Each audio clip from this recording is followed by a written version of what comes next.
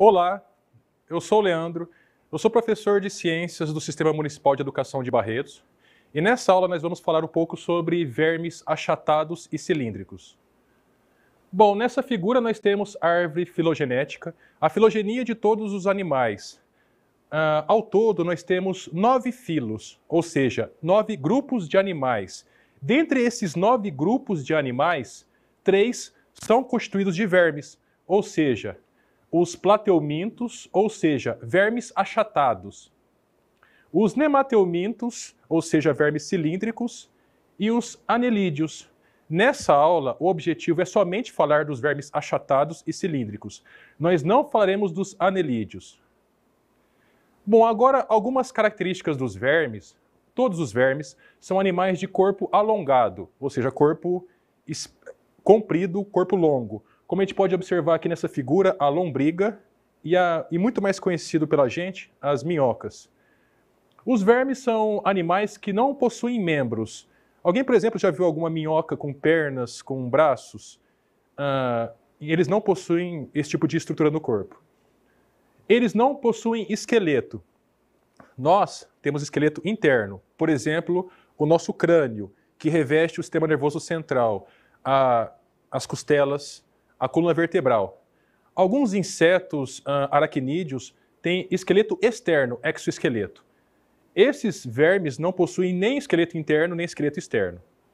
E não possuem articulações móveis, como, por exemplo, essas dobras entre ossos, que permite a movimentação das pessoas. Hábitat. Hábitat é o local onde o animal passa a maior parte do tempo. E nesse ambiente, ele encontra comida, nutrientes, ele encontra condições adequadas para a sua sobrevivência. Hábitat dos vermes tem que ser geralmente úmido, porque você já percebeu que uma minhoca, vermes do modo geral, tem um corpo úmido. Então a umidade do ar é muito relevante, a umidade do ambiente é muito relevante para a sobrevivência desses animais. Então o ambiente, o hábitat que eles vivem, geralmente é terrestre úmido e ambientes aquáticos, podendo ser tanto água de rios, lagos, riachos, oceanos, mares. Eles podem viver livremente ou em forma de parasitas. Toda planta e todo animal existente na natureza, existe pelo menos um verme, ou nemateuminto, ou plateuminto, ou achatado, ou cilíndrico, que parasita eles. Bom, agora, 2 tipos de vermes como exemplo. Uma poliqueta, que é um verme aquático, e aqui uma planária, típica de mares, de oceanos. Bom, vamos iniciar agora falando sobre os plateumintos, sobre os vermes achatados. Plateuminto vem do grego plates, que significa achatado, e euminto, que significa verme. Coloquei 2 exemplos aqui, uma outra espécie de planária, e aqui um verme chamado de solitária, ou nome científico tênia. Esses vermes, esse aqui é um verme muito utilizado no estudo dos plateumintos. Ao longo dessa aula falarei bastante sobre a planária. Aqui novamente a planária. Existe mais de 3.000 espécies de planárias descritas no mundo. Bom, novamente uma planária. Todos os plateumintos foram os primeiros animais a desenvolverem algo muito importante na evolução, que é a simetria bilateral. Já perceberam que quando nós fazemos um corte, uma separação, por exemplo, em animais complexos, bem na linha mediana do corpo, nós temos o lado direito e o lado esquerdo semelhantes? Isso é a simetria bilateral. O primeiro animal a apresentar na natureza a simetria bilateral foram os plateumintos, possivelmente um ancestral de uma planária. Aqui eu sigo como exemplo, eu faço um corte, e tanto o lado direito quanto o esquerdo tem uma semelhança. Não são idênticos, são semelhantes. Outro aspecto muito importante que começou com os plateumintos é o processo de cefalização. Já perceberam que na nossa cabeça existe o cérebro, o encéfalo, e nele está acumuladas células nervosas, que permite que nós conheçamos o meio ambiente. E nessa cabeça existe também órgãos sensoriais, que também, como eu disse, permite uma melhor comunicação, um melhor relacionamento com o meio ambiente. Na cabeça temos os olhos, que permite que nós enxergamos, ouvido, que nós escutemos, narinas e olfato. A planária, ela houve um acúmulo de células nervosas na região da cabeça, e isso é o processo de cefalização. A gente pode dizer que é o um cérebro primitivo. É o início do momento que se pensou em desenvolver um cérebro. Comparação do nosso cérebro com relação das planárias, o nosso é muito mais desenvolvido, né? Esse cérebro primitivo também é chamado de gânglio cerebroide. E ela tem dois cordões nervosos que se estendem ao longo do corpo como se fosse uma escada de cordas. E nós podemos observar algo muito importante também que surgiu nos plateumintos. Ocelos. Essas duas estruturas aqui são olhos primitivos, não são olhos complexos como os nossos olhos, porque os nossos olhos formam imagens. Esses ocelos apenas reconhecem presença e ausência de luz. E isso pode ser um fator evolutivo muito importante, porque a partir do momento que há uma mudança brusca na luminosidade do ambiente, pode muito bem ser um predador tentando atacá-lo, e ele pode fugir. A planária pode fugir, né? Bom, agora, sistema digestório de plateumintos. Sistema digestório da planária é do tipo incompleto. Bom, se ele é incompleto, isso leva a crer que existe o sistema digestório completo. O que é um sistema digestório completo? É quando tem boca e ânus. Boca, o local por onde entram os alimentos, e ânus é o local onde saem as fezes, os excrementos.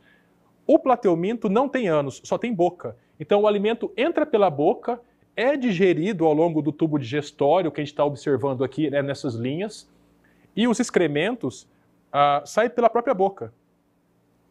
Aqui uma figura de uma planária, onde a boca se situa na parte inferior, na parte de baixo, na parte ventral do corpo deste animal. Não fica na cabeça, como acontece nos animais mais complexos. Aqui nós temos uma faringe. Faringe é uma estrutura que nós temos aqui na garganta, um pouco abaixo, e essa faringe desse animal é protáctil, ou seja, ela se projeta, permite que o animal se alimente e depois retorna para o interior do corpo deste animal. Aqui um pouco mais de detalhes do sistema digestório de uma planária. Tenho aqui uma linha única e depois se ramifica em duas. Aqui está a faringe protáctil e a boca. Aqui a gente pode observar com um pouco mais de detalhes essa faringe que consegue se projetar para fora do corpo. Percebam que o intestino da planária é altamente ramificado. E essas ramificações permitem que os nutrientes sejam direcionados diretamente até as células. Bom, agora a foto de uma planária. Percebam que ela vive no fundo de corpos d'água, de rio, de riachos, de mares, oceanos. Ela nada e se alimenta principalmente de animais de tamanho inferior, de tamanho menor que ela, ou seja, ela é carnívora. E ela é necrófaga. Necro significa morto, fago, se alimentar. Ela se alimenta também de animais mortos, como por exemplo um peixe morto aqui poderia ser fonte de alimento para esse animal. Agora falando um pouco sobre a reprodução dos plateumintos, reprodução da planária. É um animal que tem enorme capacidade de regeneração. Vamos imaginar que nós temos uma planária, pegamos esse animal e vamos fazer dois cortes. Um corte mais próximo da cauda e um próximo da cabeça. A partir dessa cabeça, houve a formação de outro animal. Essa cauda também, e essa porção intermediária aqui também formou um outro animal. Sem necessitar que as pessoas cortem, ela naturalmente se separa para se reproduzir. Aqui, por exemplo, é uma planária que está se bipartindo, se dividindo em duas partes para formar dois animais. Percebam que essa reprodução é assexuada. O prefixo a significa não, sem. Sexo significa a fusão de células sexuais masculinas e femininas. Espermatozoide e óvulo. Reprodução assexuada não ocorre fusão de gametas, de células sexuais, não ocorre sexo. Aqui um outro exemplo de um processo ligado com a reprodução. Pode ser feito em laboratório, você pega uma planária e faz pequenos cortes com a tesoura ao redor do seu corpo. Cada porção onde foi feito o corte desenvolveu uma nova cabeça. Agora a reprodução sexuada, que envolve sexo, que envolve troca de células sexuais, as planárias são hermafroditas. Isso significa que no mesmo organismo tem célula sexual masculina e feminina. Durante o acasalamento de planárias, essa fornece espermatozoides para essa fertilizar os óvulos e o inverso também acontece. Essa fornece espermatozoide para fecundar essa aqui. tem a fecundação, a fertilização, a formação de ovos, e esses ovos são depositados em regiões protegidas, em ambientes protegidos de outros predadores.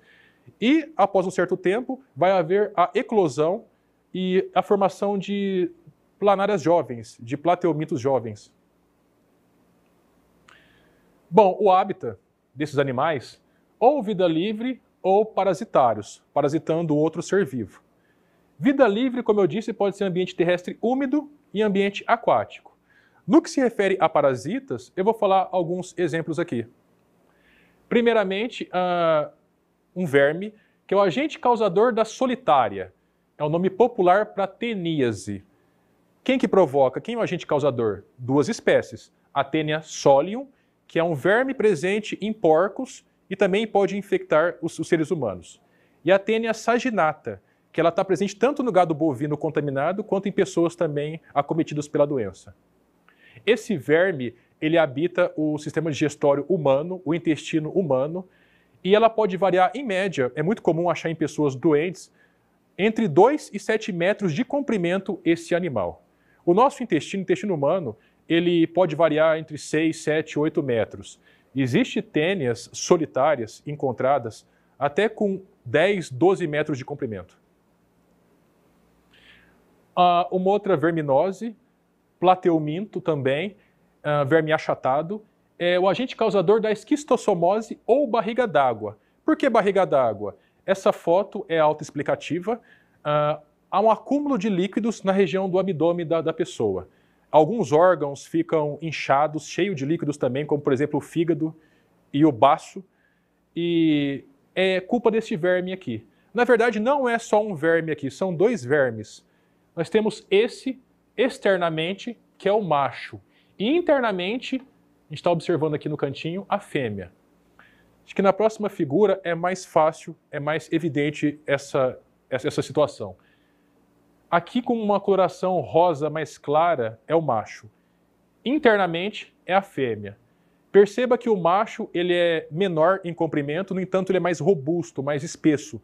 E a fêmea, por sua vez, ela é mais fina e mais longa. Bom, falar um pouco agora sobre os nemateumintos. São vermes cilíndricos. Nemateuminto, nematos vem do grego fio. E eumintos vem do grego verme. São vermes em forma de fio. Fio é cilíndrico. Mas o que é uma coisa cilíndrica? É um formato geométrico típico comum em lápis, por exemplo. É algo que é circular na extremidade e é comprido, alongado. Está observando aqui, tem um formato mais ou menos circular e ele é alongado. Aqui eu coloquei dois exemplos. O agente causador do amarelão, que é o verme Ancylostoma duodenale, e o agente causador da ascaridíase, ou seja, a lombriga. Sistema digestório dos nemateumintos, ao contrário dos plateumintos, é completo. Como eu disse, sistema completo digestório é quando tem boca e ânus. O plateuminto tem somente a boca, como eu mostrei anteriormente.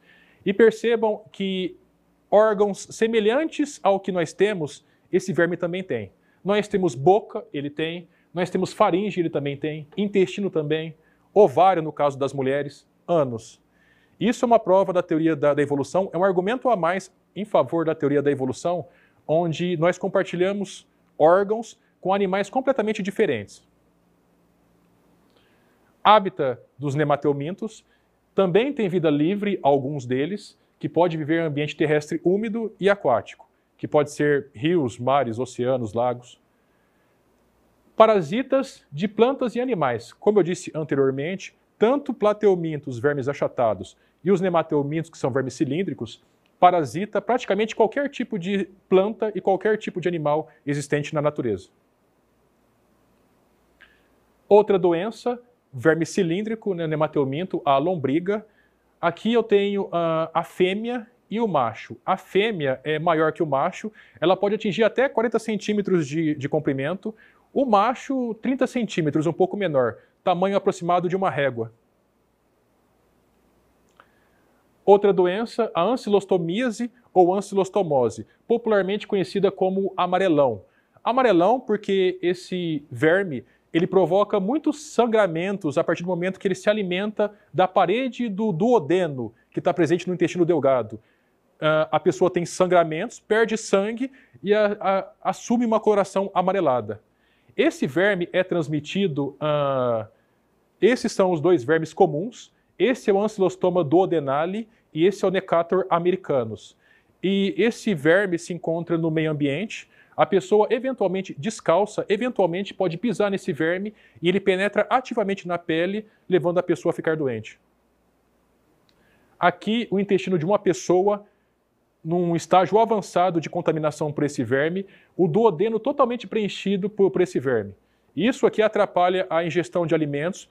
Um alimento não passa por essa região aqui porque o intestino está entupido. A pessoa fica desnutrida, sem nutrientes no corpo e pode morrer, levar à morte. Agora, uma outra doença provocada por vermes, muito comum em algumas regiões do país, a filariose ou filariase, popularmente chamada de elefantíase. Ela é provocada por esse verme aqui, chamado de Wuchereria bancroft.